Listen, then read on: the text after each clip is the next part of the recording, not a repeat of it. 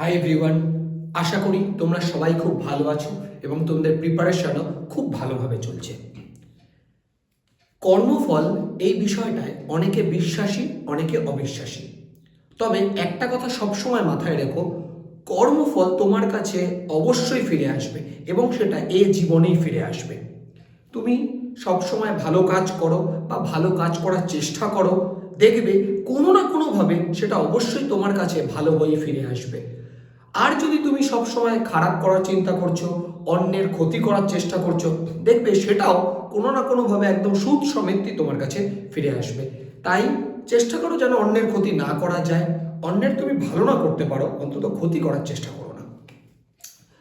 তো আজ আমরা প্রফিট অ্যান্ড লস চ্যাপ্টারের আরও একটা অঙ্ক সলভ করে নেব। তো আমি আগে অঙ্কটা করছি, তোমরা ভালো করে শোনো, তারপর আমি চেষ্টা করছি সেটা কিভাবে সলভ করা যায়, কত সহজে সেটা সলভ করা যায় আমি সেটা চেষ্টা করছি। দেখো অঙ্কটা বলেছে, a trader earns 40% profit by marking up his good 20%। তার মানে একটা ট্রেডার কি করছে, 40% প্রফিট করছে এবং সাথে কিভাবে প্রফিটটা করছে, 20% মার্ক আপ করে ফেলেছে, তাই না? 20% মার্ক আপ করে 40% সে প্রফিট করছে। A trader earns 40% profit by marking up his good by 20%।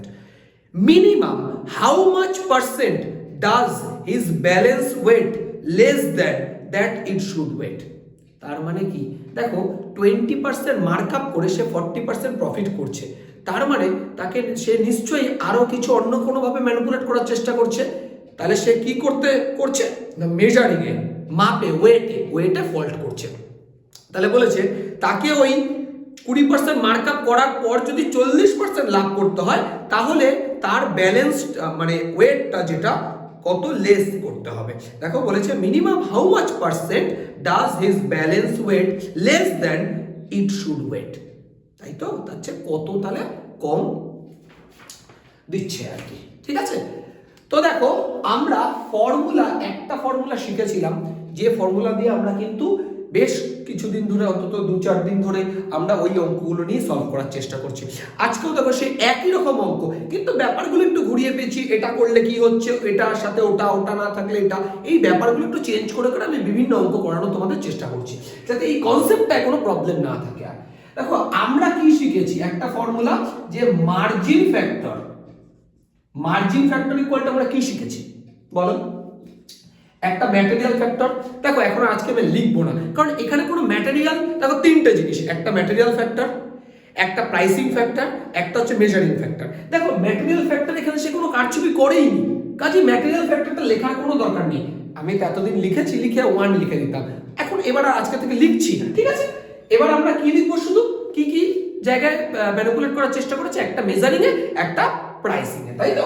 তাহলে একটা লিখলাম আমরা measuring factor into measuring factor into কি, প্রাইসিং ফ্যাক্টর। এবার দেখো প্রাইসিং ফ্যাক্টরের মধ্যে কি কি থাকে সেটাও তোমাদের বলেছি আমি আগের ভিডিওগুলোতে। প্রাইসিং ফ্যাক্টরের মধ্যে কি কি থাকে বলো? একটা হচ্ছে মার্কআপ ফ্যাক্টর, মানে জিনিসটার দাম বাড়িয়ে দিল, ওকে, বাড়িয়ে দিয়ে তারপর একটা ডিসকাউন্ট দিল, ঠিক আছে? বুঝতে পারছো, জিনিসটার দাম মার্কআপ করে ডিসকাউন্ট। তাহলে মার্কআপ আর ডিসকাউন্ট, প্রাইসিং এর মধ্যে এই ব্যাপারগুলো আসছে, মার্কআপ ফ্যাক্টর আর ডিসকাউন্ট। মার্কআপ, দেখো এখানে শুধু আমরা লিখবো মার্কআপ ফ্যাক্টর, তাই না? ডিসকাউন্ট তো দেয়নি, সে ডিসকাউন্ট দিয়েছে নাকি? কিছু ডিসকাউন্ট দেয়নি। দেখো শুধু বলেছে 20% সে মার্কআপ করেছে, তাহলে মার্কআপ ফ্যাক্টর, তাই তো? মার্কআপ FACTOR, মার্কআপ ফ্যাক্টর, ঠিক আছে? আচ্ছা এবার বুঝো, দেখো মার্জিন ফ্যাক্টর। দেখো তোমাদের একটা বিষয় আমি একটু আজকে আরেকটু ক্লিয়ার করে দিই। দেখো মার্জিন কথাটার অর্থ আর মার্জিন ফ্যাক্টর কথাটার অর্থ আলাদা। কিরকম ভাবে আলাদা? ধরো এখানে বলেছে 40% সে লাভ করেছে, প্রফিট করেছে, আর্ন করেছে, সেটা মার্জিন, 40% মার্জিন। কিন্তু মার্জিন ফ্যাক্টর মানে হচ্ছে 140/100। বুঝতে পারছো পার্থক্যটা কোন জায়গায়? যদি শুধু মার্জিন বলতো তাহলে 40/100, এটা মার্জিন। আর মার্জিন ফ্যাক্টর মানে হচ্ছে তার মধ্যে কস্ট প্রাইসটাকেও জুড়ে দেবো, মানে 100 টাকাটাও জুড়ে দেবো, 100 + 40/100 মানে 140/100। বুঝতে পারলে মার্জিন ফ্যাক্টর আর মার্জিনের মধ্যে পার্থক্য? মার্জিন মানে শুধু 40/100, 40% মার্জিন মানে 40/100, আর মার্জিন ফ্যাক্টর মানে হচ্ছে 140/100। ক্লিয়ার হয়েছে? ইকুয়াল টু, দেখো মেজারিং ফ্যাক্টরটাই তো বের করতে হবে আমাকে, তাই না? মেজারিং ফ্যাক্টরটাই তো, মানে কতটা সে ওয়েট কম দেবে, কতটা লেস ওয়েট দেবে, সেটাই তো আমাকে বের করতে হবে, তাই না? কতটা কারচুপি করবে আর কি। তো এটা এরকমই থাকলো, মেজারিং ফ্যাক্টর থাকলো ইনটু এবার মার্কআপ ফ্যাক্টর। দেখো আবারও বলি, মার্কআপ জিনিসটা আলাদা, মার্কআপ ফ্যাক্টর জিনিসটা আলাদা। মার্কআপ মানে কি? মার্কআপ মানে হচ্ছে ধরো 20% এখানে মার্কআপ করেছে, তাই তো? হ্যাঁ 20%, তাহলে সেটা মার্কআপ পার্সেন্টেজ। কিন্তু মার্কআপ ফ্যাক্টর মানে হচ্ছে 120/100, বুঝতে পারলে ব্যাপারটা? এটা মার্কআপ ফ্যাক্টর। আর যদি 20/100 লিখতাম 20%, সেটা মার্কআপ পার্সেন্টেজ, বুঝতে পারছো? এটা মার্কআপ ফ্যাক্টর। তো এবার কাটাকাটি করে আমরা এখান থেকে মেজারিং ফ্যাক্টরটা বের করে ফেলবো।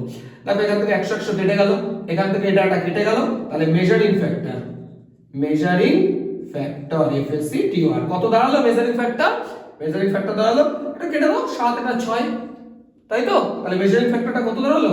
7/6। বোঝা গেছে এটুকু? এটা কিন্তু মেজারিং ফ্যাক্টর, তার মানে বুঝতে পারছো এর মধ্যে কিন্তু শুধু পার্সেন্টেজটা না, এই যে এরকমই দেখো মার্জিন ফ্যাক্টর ব্যাপারটা যেরকম, মার্জিন একটা জিনিস, মার্জিন ফ্যাক্টরটা মানে তার মধ্যে কস্ট প্রাইসও থাকছে, মানে 100 থেকে যাচ্ছে। মার্কআপ ফ্যাক্টরও তাই, মেজারিং ফ্যাক্টরও কিন্তু ব্যাপারটা তাই। এবার মেজারিং ফ্যাক্টরের ফর্মুলা আমরা কি শিখেছি? সেলারের পার্সপেক্টিভ থেকে মেজারিং ফ্যাক্টর আমরা বারবার প্রতিটা ভিডিওতে দেখো, এই কথাটা আমি প্রতিটা ভিডিওতে বলেছি। উপরে হয় হচ্ছে display quantity, display QUANTITY display quantity, আর নিচে হয় হচ্ছে অ্যাকচুয়াল কোয়ান্টিটি, তাই না? উপরে হয় ডিসপ্লে কোয়ান্টিটি, নিচে হয় অ্যাকচুয়াল কোয়ান্টিটি, তাই তো? এটা আমরা বারবার কিন্তু শিখেছি, এটা সেলারের ক্ষেত্রে মেজারিং ফ্যাক্টর, তাই না? তাহলে এবার তোমাকে কি বের করতে হবে? কত পার্সেন্ট ওয়েট লেস করবে, তাই তো? লেস দেবে, কত পার্সেন্ট কম ওয়েট দেবে, তো required percentage, required percentage equal to. এবার দেখে নিই আমরা, দেখো 7 ডিসপ্লে করছে, অ্যাকচুয়াল 1 দিচ্ছে, তার মানে কারচুপি কত করলে? 1। 7 থেকে 6 বাদ দাও, 1 ইউনিট কারচুপি হলো, তাই তো? তার মানে 7 ইউনিট ডিসপ্লে করছে, 6 ইউনিট অ্যাকচুয়াল দিচ্ছে, তাহলে কারচুপি হলো কত unit? 1 unit. 7 - 6 1 unit by display quantity. দেখো 7 ইউনিট যদি দেয়, 7 ইউনিটের মধ্যে সে 1 ইউনিট কম দিচ্ছে, ব্যাপারটা এরকম, তাই না? 7 ইউনিট ডিসপ্লে করছে কিন্তু দিচ্ছে 6 ইউনিট, তার মানে 7 ইউনিটের মধ্যে 1 ইউনিট কম দিচ্ছে সে, ইনটু 100 পার্সেন্টেজ বের করবো, রিকোয়ার্ড পার্সেন্ট, ঠিক আছে? এবার 100/7 মানে কত হয়? 14.28%। বুঝা গেল? তার মানে সে তাকে যদি ওই 20% মার্কআপ করে যদি 40% প্রফিট করতে হয়, মানে 20% মার্কআপ করলো কিন্তু প্রফিট সে 40% করতে চায়, তার মানে কি আরো কিছু কারচুপি করতে হবে?